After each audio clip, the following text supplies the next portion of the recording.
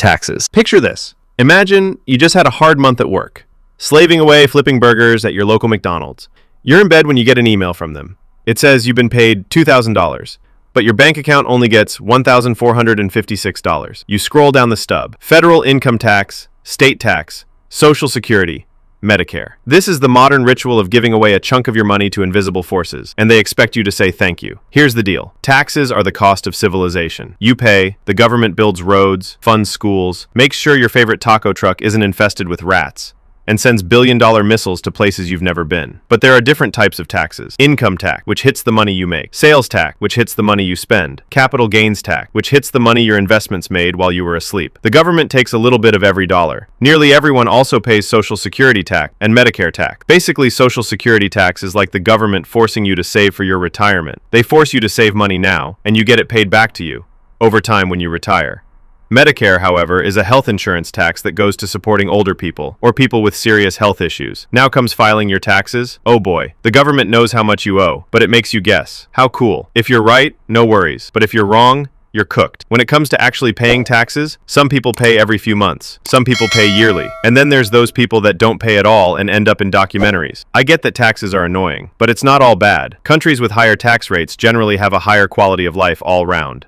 Banks. So, you walk into a bank, hand the cashier your money, they count it, smile, and tell you it will be added to your account. You walk out and think, great, now it's sitting in a vault somewhere, being guarded by a dragon. But in reality, that money's already gone. Most people think of banks like a big safe with only one job, guarding people's money. But in reality, they are just a middleman or a matchmaker for financial transactions. When you deposited that $1,000, the bank took $900 of it and gave it to someone who wants to buy a jet ski. That system is called fractional reserve banking, which basically relies on the idea that they only actually need to keep a fraction of the money on hand because not everyone is going to show up at the same time asking to withdraw 100% of their account. That is, unless it's 2008, of course, when people lined up to withdraw the entirety of their account, which caused the entire system to crumble. Banks make money by lending your money at a higher interest rate than they are giving you. That's really it. You're the supply of money, and the person borrowing is the demand. The banks entice you to deposit your money because of a few reasons. It's much easier and more convenient to spend on a card or transfer than carrying around cash all the time. They are literally paying you to hold your money with them in the form of interest. It is much safer to keep your money in a bank than in a shoebox in your room. In the US, most banks are insured up to $250,000 per person,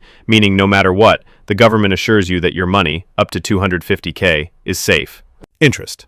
Imagine you borrow $1,000. You have to pay back $1,280. Why? Because of interest. Interest is money's way of charging rent to exist in someone else's hands. When you borrow, interest is the price tag for using someone else's cash.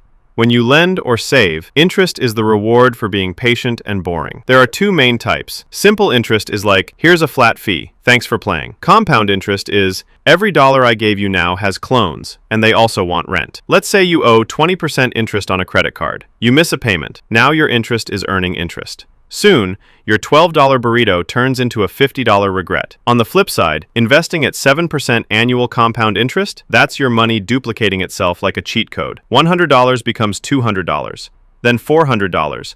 Then one day you wake up and you're old, rich, and a little smug about it. This is why interest is the silent engine behind both wealth and debt.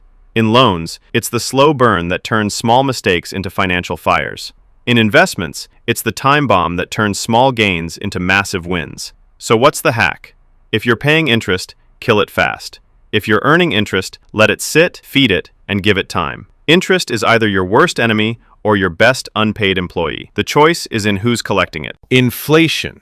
Okay, so you bought a bag of chips. Open it up, and it looks like it's already been half eaten. You check what you paid, 30% higher than last time. Then you realize you've just been hit by inflation. Inflation is what happens when money slowly gets less valuable over time. Not overnight, not with fireworks, just a slow erosion. Your $5 bill, still technically $5, but it buys less instant noodles, less gas, and doesn't actually have as much value as it did before. So what actually causes it? Sometimes people just have too much money. Everyone's got cash, and they all want to spend it on the same stuff. Let's say 2,000 people want this $500 TV, but the business only has 1,000 TVs for sale. So the business goes, oh, everyone wants this TV? That'll be $800 now. Sometimes it's supply chains with hiccups or problems. making the cost of producing a good or service more expensive, meaning the cost of that good or service must rise. Or sometimes, just cause. Expectations can cause inflation.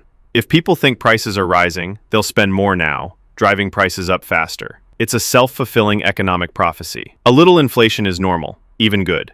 2% a year? That's fine, predictable. But if it spikes, savings die, wages lag. The government tries to fight inflation when this occurs, by raising interest rates. When the government raises interest rates, people are paying more interest, or it's more expensive to get a loan, meaning they have less money to spend on things like TVs. This causes a reduction in the amount of spending, pretty much cooling off the economy. Recessions. A recession is when the economy decreases for at least 2 quarters or 6 months in simple terms. One day you're fine, you've got a job, bills are paid, you might even be planning a trip with the family, but suddenly there's layoffs, the stock market's only going down. In a recession, jobs vanish, companies cut costs, and everyone saves their money for necessities instead of buying things they don't need. Why does a recession happen? It could be a range of things. Could be high interest rates, making borrowing too expensive. Could be a global crisis, war, pandemic, rogue container ship. Could just be the economic cycle doing what it does best. Boom, peak, bust, reset. Think of the economy as a party. In the boom phase, everyone's dancing, drinks are flowing. But eventually, the lights flicker, reality hits, someone checks their bank account, and suddenly, the DJ's playing sad lo-fi beats about corporate downsizing. Recessions aren't forever, they're resets, painful ones. Governments might lower interest rates, send out stimulus, or just hope people start buying overpriced coffee again.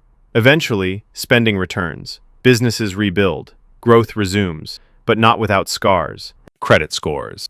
A credit score is a shadowy algorithm that knows your name, your past, and how many times you paid your credit card late in college. A 3-digit number that decides whether you get a house, a car, or a soul-crushing 27% interest rate on your new TV. This number isn't about wealth. It's about trust.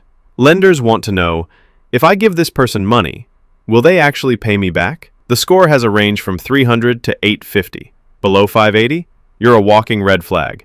Over 750, you're sparkling with adult credibility. Most people? Stuck somewhere between 640 and 790. How is a credit score calculated? Payment history. Do you pay on time? This is the big one. Credit utilization. How much credit are you using versus how much you could? Credit age. How long you've had accounts. Credit mix. Cards, loans, mortgages. Variety helps.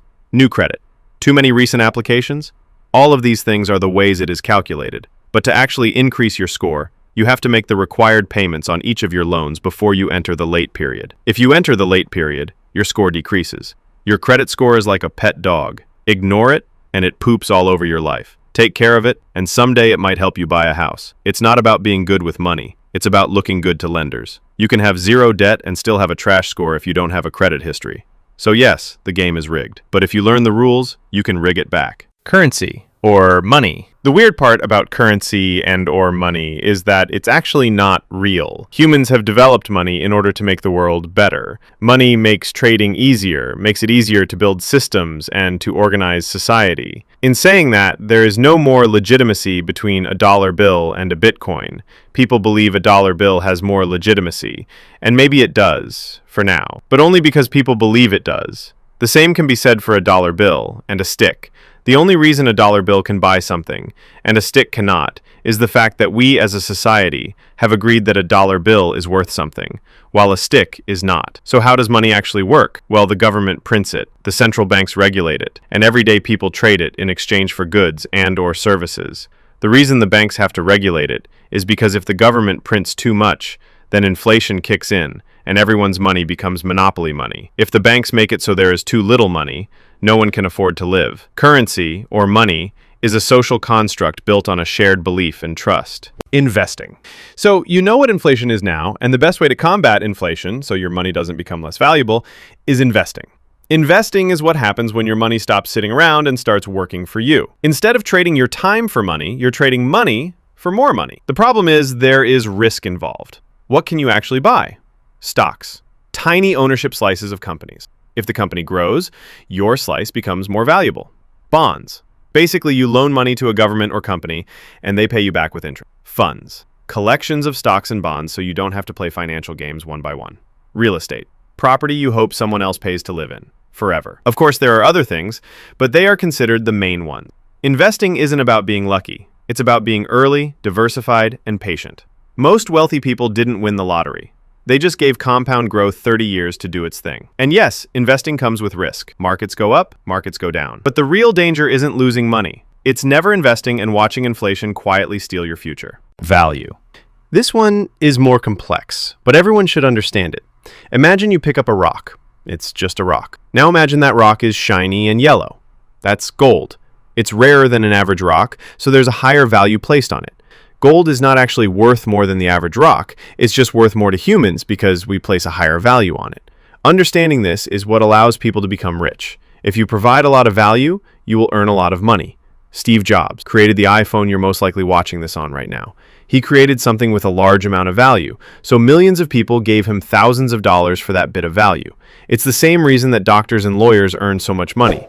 The value they provide is large, and people are willing to pay a large amount of money for their service. Value is the same reason Gucci or Louis Vuitton can sell the same handbag as Target, but charge 100 times the price. People perceive it as more valuable, so it is. If you can figure out how to create value, even if it's not real value, you can make a lot of money. Time. Time is the most valuable asset in the world. And the best part? Almost everyone starts with a lot of it. You probably have a lot of it left. But no one gets an unlimited supply. Most people work jobs where time is traded directly for money. 1 hour, 1 paycheck. Simple math. The top earners have figured out how to make their time worth millions. And the difference isn't magic, it's skills, leverage, and how well you've trained your hours to work for you. But nowhere does time work harder than in investing. There is no greater force in wealth building. Not luck, not income, time. Because wealth isn't built in days, it's built in decades. Money that sits quietly in an investment doesn't just grow, it multiplies. Slowly at first, then faster. That's why ordinary people with modest paychecks can retire with 7 figures. They didn't beat the system, they used the system. A little money, invested consistently, given enough time, becomes a lot of money.